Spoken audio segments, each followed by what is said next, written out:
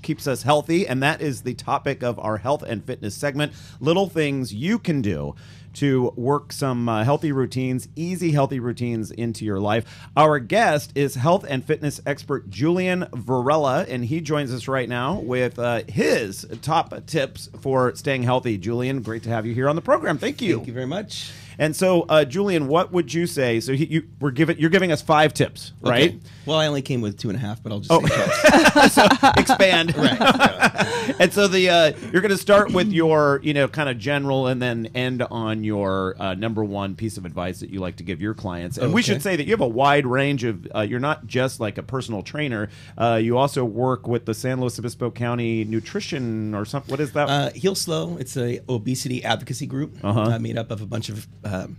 You name it, public health departments involved, different people that are pros in their area that do the best to create policy, to create healthier communities. Cool. So on and so forth. Yeah. Yeah. So that's one thing I'm involved with. Yeah. And that's called Heal Slow. Heal Slow. Yeah. Okay, I like that. So let's get to the tips here. People are sitting by listening with pen and paper to write these things and down. They're hoping that you say, eat more of your favorite foods. Yeah, is that it? Well, yeah, generally adding a couple extra burgers with cheese is very helpful. Yeah, definitely. Yeah. So what's your first thing for us? So these tips, first of all, are not your atypical type of tips. Right. It's not, run faster because you'll get done quicker, right? So the first thing that I find with most individuals is they get so overwhelmed with their goals. Oh, I need to lose 30 pounds, and then I need to do it by next week, and I just don't have the time. So I think the first thing that makes it easy to determine what your goals are going to be is to identify what your values are. So by first identifying what it is that you want to accomplish, putting it down on paper is the first thing to develop really clear goals and objectives. And give yourself a little more time, right? I mean, if you have a class reunion or a wedding coming up, and you want to be like that you were at 18 and 20 in 2 weeks. That's not That's not realistic, right? No, that's totally realistic.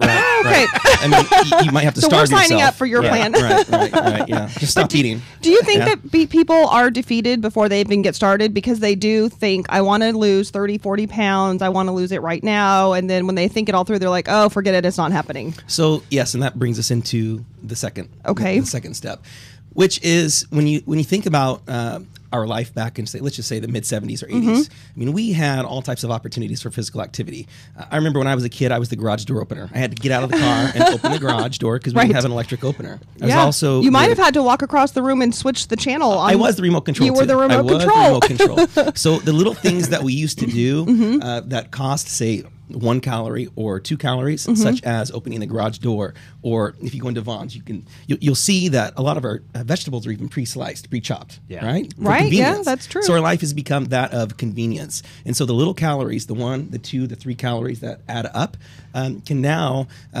lead one person to gain 30 pounds per year if we live the lifestyle that we do now, meaning sitting on our butts watching TV. Yeah. So if we can reintegrate little things such as standing while we're on the phone. For a phone call.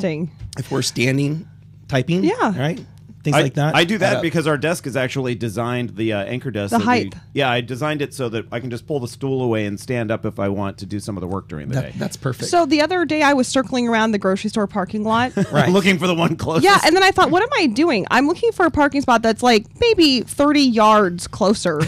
That's exactly. And what's funny is, I've worked within a health and fitness centers for years, and we've had tons of people that come in and they're so just annoyed, and they're angry because the parking places right in too front, far. were all taken, and they had to walk across the parking lot. Julian, I'll tell you, when I don't belong to a gym currently, but I used to belong to a gym that was multi-leveled. It was 2 or 3 floors. Elevator. And I found it so funny that these people that were spending a half an hour on the Stairmaster were taking the elevator to get to the 3rd floor. Well, that's fine if you do push-ups while you're going up. I guess, you could, right? And so it's little things like that, right? I purposely, on Thursdays, I take the bus into work because we stay late to do our new Market Fresh show. And I get off way over by the train station here in San Luis Obispo so that I can walk the remainder of the way. just to incorporate that little, Because you're missing your bike ride on that day you take the bus. Because I'm missing my bike ride, so I feel like I need a little something extra. Right. All right. Well, there's tip number 2. Your tip number 2 is think about the little calories, the little things you do. It adds up. Think about the little calories. Right. I like that. So number 3. Number 3 is actually starting a program, and so in the program that you begin with does not have to be 5 days a week of cardiovascular exercise combined with 4 days a week of resistance training and flexibility, 20 minutes of flexibility right after. It can be a simple thing as a walking program. So finding 10 minutes, even 3 times throughout the day, to go on little walks, will accumulate to 30 minutes of physical activity during that afternoon.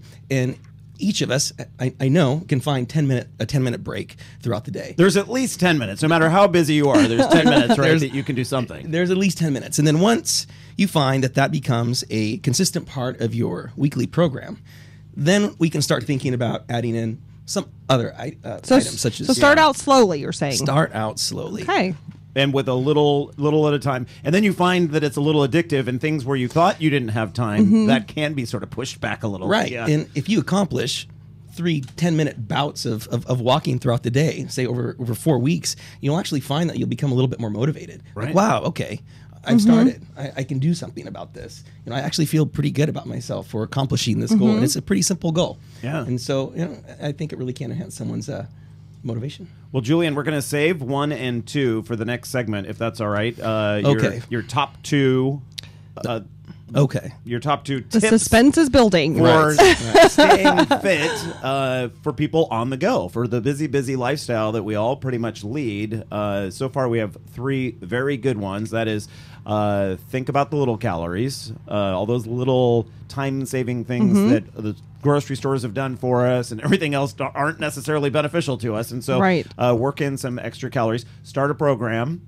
And start just a little something that you do on a daily basis or so. Right. What was the first one? Clear goals and objectives. Oh yeah, think about what your goals and objectives Right, so you have are. a really good plan. Amen. Yeah. Okay. So get it nice and crystal clear in your head. And when we come back, following this upcoming commercial break, Julian will give us number 2 and then his number 1 tip for you to stay healthy even when you're super busy. Julian, tell me, Julian. Let's go down the first 3 quickly. First, set some goals. Clear goals and objectives. Clear goals and objectives. Number 2 is think about the little things. The little things. The little things you can do that either shave calories via eating or shave calories via exercise, Walk right? across the parking lot rather than the first parking spot. Right. Or take the stairs. Or Take take the the stairs. stairs. You got it. Okay. Number 3 was Number 3 was start slow. start slowly. That's right. Integrate 3 10-minute bouts of walking throughout your day. So, All right. Something simple yet achievable. So during the commercial break, Patty says, so what's number 1 and number 2? And you said, wait. Yeah, that's right. Or don't Right. worry. You said, Yeah. don't worry. Be Don't worry. patient. Be patient. Right. Yeah. So, all right, let's now feed out. Number 2 here is... Number 2 is, and well, I would say the next 2 are just as equally important. Develop a social support. If you're in a relationship and your husband, wife, or partner are couch potatoes, and you're trying to achieve your goals, it's likely that it's going to be more challenging for you. You know what? That is so true, Patty. At one point doing the news over the course of the last year for this show, I believe we had a story that said if all of your friends are overweight, you're likely to be overweight. Right. Birds of the same feather, right? Tend to flock together. So if you have a strong support of friends, a workout partner, family members that and who are also supporting you in the right way, not Exactly. your friends that supported you in ditching class. Right. That's not the support system we need. Right. Yeah, you can. Yeah, Right. Says a parent of 2 teenagers. Exactly. Social support is key. How do you get your friends on board? I bet you deal with this all the time with all of your clients who say, I know, but my friends wanted to do this. They or didn't my want to go wife on the or- walk. yeah. Or So then that will bring us into the next and last, which is if you don't have a strong social support of people that are also goal oriented, then work with a pro. Seek out a personal trainer, even if it's as little as once a week, just to make sure that you're showing up at least once a week. Yeah. That in itself will be very beneficial because it's will always be on the top of your mind. A pro can also help you to develop a structured and very efficient workout that will fit within your schedule. So if you're frustrated and overwhelmed by it, working with somebody that can help to design it for you and hold you accountable is probably just what you need. We always like to think that we can just do things on our own without help, and I took that approach to snow skiing when I was a kid. And it wasn't until I moved to Boulder, Colorado, and my roommate happened to be a professional snow skier from Aspen, and when I went to visit her family in Aspen, her dad took me on the slopes one day, and when that day was over, I thought to myself, why on earth did I not take skiing lessons from the very beginning? I went from being like a better than average beginner to I was going down the double black diamond runs. And we were actually racing to the bottom because the ski lifts were closing, and I was like, I made it down the entire mountain without falling once, So it's sort of the same thing. Exactly. You won't fall as often, Right. as when you're trying to get healthy, fall off your routine if you have a personal trainer or someone like that, a life coach. Right. So make an investment in it, and you're probably more likely to stick with it if you've invested in it. And we call on professionals for other problems we have. We don't try to do most things ourselves without professional help if they're important to us. So You got it. why not when it comes to your physical fitness? Right. Julian, great information. How can people get in touch with you if they would like to continue this dialogue and maybe even see you in person? I know a lot of our listeners are not in the immediate area, but for the ones that are in the San Luis Obispo region, how could they get in touch with you? So I started a new project with Compass Health, a local healthcare agency, and we've teamed up to create a worksite wellness program. So we work with a lot of local companies and companies outside of the area. So the email that I can give you is a Compass Health related email. Okay. And it's Varela, JVARELA, at compass-health.com. Of course, hyphen, not as in, don't type out hyphen. Right.